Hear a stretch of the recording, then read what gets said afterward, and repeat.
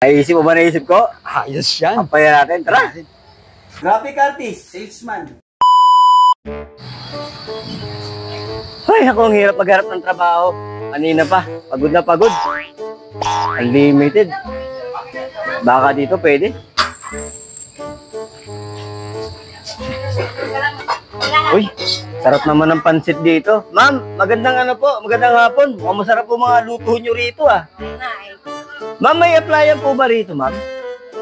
Wala na eh. Naunahan ka na. Sayang, mag-a-apply po sana ako. Masarap din ako magluto eh. Sayang. Sayang oh. Ano ba naman yan? Nagagahan mo pa para matanggap ka. Dan, dami ko kasi in-applyan eh. Dami kong in-applyan. Wala talaga. Puro tatawagan ako eh. Wala naman akong cellphone. Paano nila ako tatawagan? Kaya nga eh. Sige po, ma'am. Salamat po. Sarap po. Pwede bang... Hindi ka na kasi. Bakit?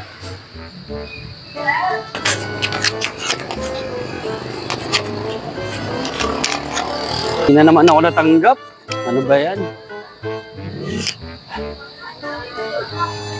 Uy, Rasta! Uy, Saan galing? apply ako trabaho eh. Ano nangyari? Legit. Bakit naman? Hindi ko alam. Ito na yung in-applyan ko. Paano naman kasi mag-apply ka ganyan naman kasi yung ano mo? Nakachinelas ka pa. Kailangan ko na-apply yung trabaho kasi kailangan ko bumili ng mga gamit. Siyempre dapat mamunang ka muna ng sapatos. Ikaw saan galing? Apply ako dyan sa water station. Puno na rin. Oo. Ikaw ang ganda ng suot mo. Hindi ka natanggap. Ako pa kaya. Medyo mahirap mag-apply ngayon ng trabaho eh. Kailangan ko pa naman. Teka, sabihin tayo. Front.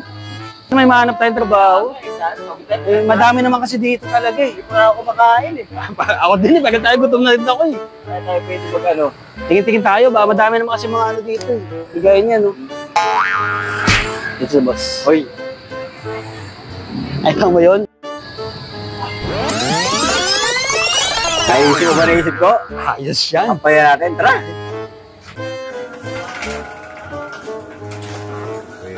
Pwede. Tao po. Boss. Totoo to? Ano ba yung ina-apply nyo? Graphic artist, salesman. Pakibalik mo na yan, kailangan namin ng security guard. Ay, sorry sir.